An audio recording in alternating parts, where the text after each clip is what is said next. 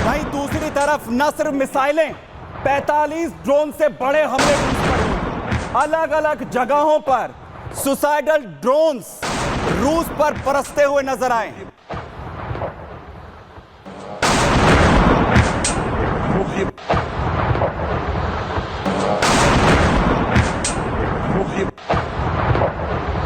न सिर्फ missile attack, न सिर्फ अमेरिकी हथियारों का इस्तेमाल किया है यूक्रेन ने, लॉन्ग रेंज मिसाइल को दागा है। अलग अलग जगहों पर 45 ड्रोन के जरिए भी हमला यहां पर किया गया है। यानी अब जेलेंस्की पूरी तरह यह कह रहे हैं कि हथियारों की कोई कमी नहीं होगी, रूस अब भुगतेगा। क्या कह रहे हैं जेलेंस्की, जरा सुनिए। यूक्रेन के पास लंबी दूरी की क्षमताएं हैं। यूक्रेन के पास खुद के बनाए हुए लंबी दूरी के ड्रोन हैं। हमारे पास लंबे नेपच्यून हैं। अब हमारे पास ATCMS है और हम अब उन सभी का इस्तेमाल करेंगे। वो हमला जिसने पूरी दुनिया को दहला दिया, चिंता में डाल दिया कि क्या अब पुतिन न्यूक्लियर वॉर यहां पर करने वाले हैं। कैसे हुआ है यह हमला, पहले मैं आपको यह बता रहा हूं, जरा देखिए। रूस और यूक्रेन में अब यह युद्ध बेहद विध्वंसक हो चला है। सबसे बड़ा यह युद्ध होने जा रहा है। यूक्रेन ने रूस पर मिसाइलों से हमला किया। मिसाइल अटैक रूस पर किए गए, जहां पर यूक्रेन ने रूस पर अमेरिकी ATACMS मिसाइल को दाग दिया है। जहां रूस के ब्रांस बॉर्डर पर मिलिट्री बेस निशाना बनाया जाता है रूस का। लगभग 6 लंबी दूरी की मिसाइलें रूस पर अटैक की गई हैं, जहां पर एक के बाद एक इन मिसाइलों को दागा गया। यूक्रेन को अमेरिका ने यह ATACMS सप्लाई की थी और इसकी इजाजत भी हाल ही में दी गई थी। बाइडेन ने यूक्रेन को हमले की मंजूरी यहां पर दी, जिसमें बाइडेन ने यह कहा था कि अंदर घुसकर मारो। रूस में अंदर तक घुसकर अटैक करने की परमिशन अमेरिका की तरफ से यूक्रेन को मिली थी और बाइडेन की इजाजत मिली। सिर्फ 2 दिन बीते और 2 दिन के बाद ही यूक्रेन ने वो कर दिखाया।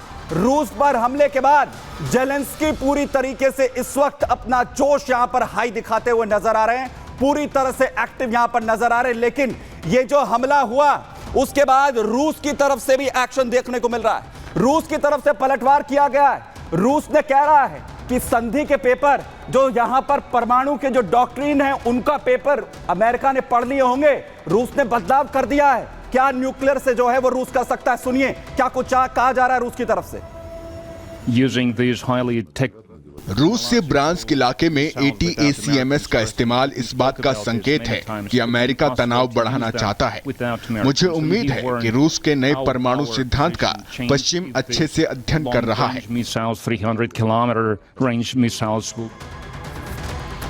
और वहीं इसी बीच आपको बड़ी अपडेट बता रहा हूं, जहां पर राजधानी कीव से बड़ी अपडेट आ रही है। अमेरिकी दूतावास को बंद किया गया।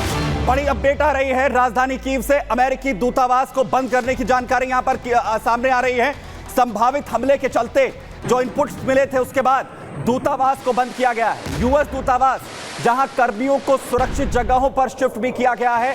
यूक्रेन में अपने नागरिकों से अमेरिका की अपील, नागरिक सुरक्षित ठिकानों का इंतजाम करें। यूक्रेन सरकार के आपातकालीन निर्देशों का पालन भी यहां पर करें। आपको बताएं कि ATACMS मिसाइल हमले के बाद रूस का जो रुख है वो बेहद आक्रामक यहां पर नजर आ रहा है, जिसे लेकर जो है फैसला यहां पर अमेरिकी सरकार की तरफ से अपने नागरिकों की सुरक्षा को लेकर भी यहां पर दिया जा रहा है। लेकिन जिस ATACMS मिसाइल का, जिन अमेरिकी मिसाइलों का जिक्र यहां पर किया जा रहा है, आखिर ये कितनी खतरनाक है आपको यहां पर बताता हूं। सतह से सतह पर मार करने वाली बैलिस्टिक मिसाइलें जो रूस पर दागी गई, 305 किलोमीटर तक लॉन्ग रेंज में टारगेट को पूरी तरह से यह खत्म करने में सक्षम है। 3704 किलोमीटर प्रति घंटे की स्पीड से हमला करने में ये क्षमता रखती हैं। 180 किलोग्राम का जो वॉरहेड है अपने साथ ले जाने में ये कामयाब होती हैं। लंबाई 12 फीट और विंग स्पैन 55 फीट के हैं। वहीं ATACMS जो मिसाइल है, इसका वजन करीब 1670 किलोग्राम का है। ATACMS का जो शॉर्ट नेम है ये अटैक बेम्स है।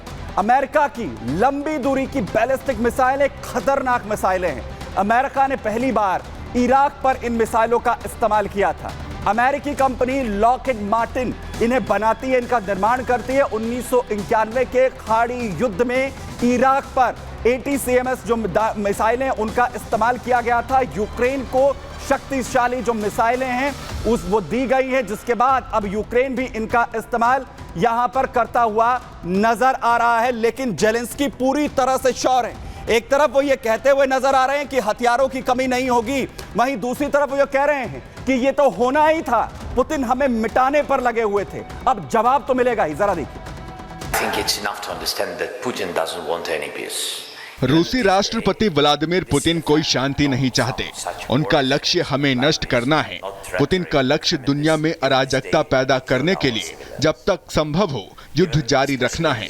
मुझे लगता है कि 1000 दिन ये समझने के लिए काफी हैं कि पुतिन कोई शांति नहीं चाहते। वो न केवल यूक्रेन को बल्कि नाटो के कुछ अन्य देशों को खत्म करना चाहते हैं।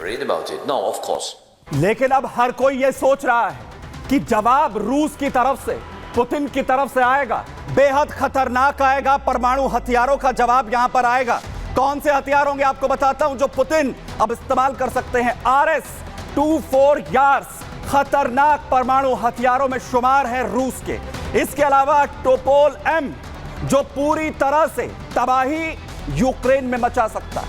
R-36M2 वायवोडा जिसके जरिए यूक्रेन को पूरी तबाही झेलनी पड़ सकती है। पुतिन इस्तेमाल कर सकते हैं अपने इन खतरनाक हथियारों को। RS-20B वायवोडा जो खतरनाक हथियार, परमाणु हथियार रूस का, पुतिन इसका इस्तेमाल कर सकते हैं। RS-28 सरबट जिसे कहा जा रहा है कि अगर पुतिन ने न्यूक्लियर वॉर छेड़ी तो सबसे आगे होगा। एवेंगार्ड जो यूक्रेन के लिए, उसके लिए बर्बादी का सबब पुतिन बना सकते हैं। RSM-56 जो बुलावा जिसका इस्तेमाल भी रूस, पुतिन यहां पर कर सकते हैं, यानी पूरी तबाही। इसके अलावा R-29 RMU-2 सिनेवा बेहद खतरनाक रूस के न्यूक्लियर हथियारों में से एक जिसका इस्तेमाल हो सकता है। R-29 RMU-2 लाइनर बेहद खतरनाक हथियार, जिनके हथियार जो है वो लगातार इस्तेमाल पुतिन की तरफ से यहां पर हो सकते हैं। और चाहे एयर स्ट्राइक्स हो, सतह पर सतह जो है वार करने के हथियार हो, ये वो तमाम हथियार है जिनका इस्तेमाल यहां पर किया जा सकता है पुतिन की तरफ से,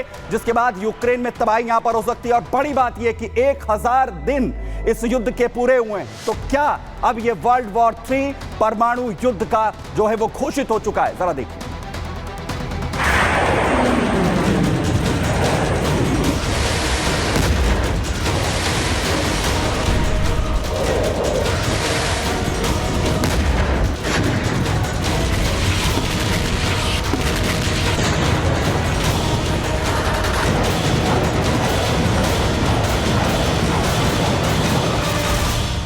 यूक्रेन ने रूस पर अमेरिकी मिसाइलें दागकर अपने लिए तबाही का गड्ढा खोद लिया है? क्या जेलेंस्की ने अमेरिका के उकसावे में आकर रूसी राष्ट्रपति पुतिन को अब और ज्यादा भड़का दिया है? क्या अमेरिका के भरोसे यूक्रेन ने पुतिन से पंगा ले लिया है? क्या जेलेंस्की और बाइडेन ने पुतिन की परमाणु हमले की धमकी को हल्के में ले लिया है? और सबसे बड़ा सवाल यह है कि क्या अब पुतिन यूक्रेन पर न्यूक्लियर वेपन का ग्रीन बटन बस दबा ही देंगे?